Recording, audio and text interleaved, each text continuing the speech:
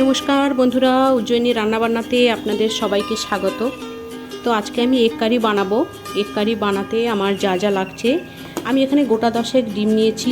ডিমটা সেদ্ধ করে নেওয়ার পরে ঠান্ডা জলে দিয়ে দিলাম। ডিম ঠান্ডা হয়ে যাওয়ার পরে ভালোভাবে ছাড়িয়ে নিলাম। ছাড়িয়ে ছুরি দিয়ে হালকা হালকা করে কেটে নেব, যাতে ডিমের ভেতরে খুব সহজেই মশলাগুলো ঢুকে যায়।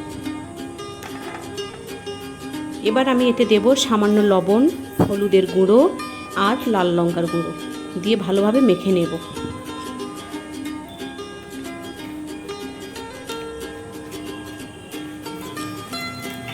এবার কড়াইতে তেল গরম করে ডিমগুলো ভেজে তুলে নেব।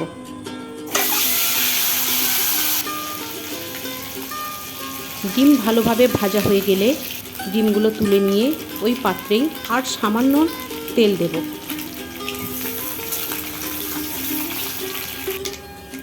তেল গরম হলে গোটা জিরে ফোড়ন দেব, দিয়ে কুচনো পেঁয়াজ এবং কুচনো টমেটো দিয়ে হালকা লাল করে ভাজতে থাকব।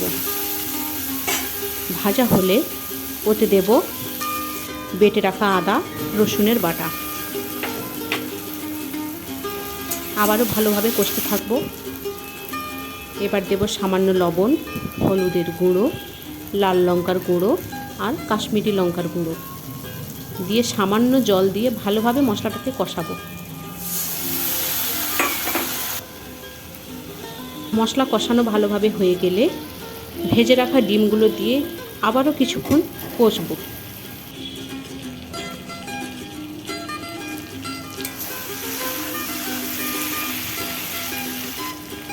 এবার সামান্য জল মেশাবো।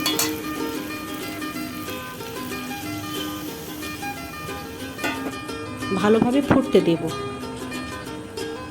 গ্রেভিটা একটু ঘন হয়ে আসলে ওপর থেকে গরম মশলা ছড়িয়ে নামিয়ে নেব। তো কেমন লাগলো বন্ধুরা আজকে আমার এগ কারি? জানাবেন, অবশ্যই বাড়িতে ট্রাই করবেন। ভালো লাগলে কমেন্ট করবেন। ধন্যবাদ। আজকে এখানেই শেষ করছি। আসছি পরের ভিডিও নিয়ে। টাটা।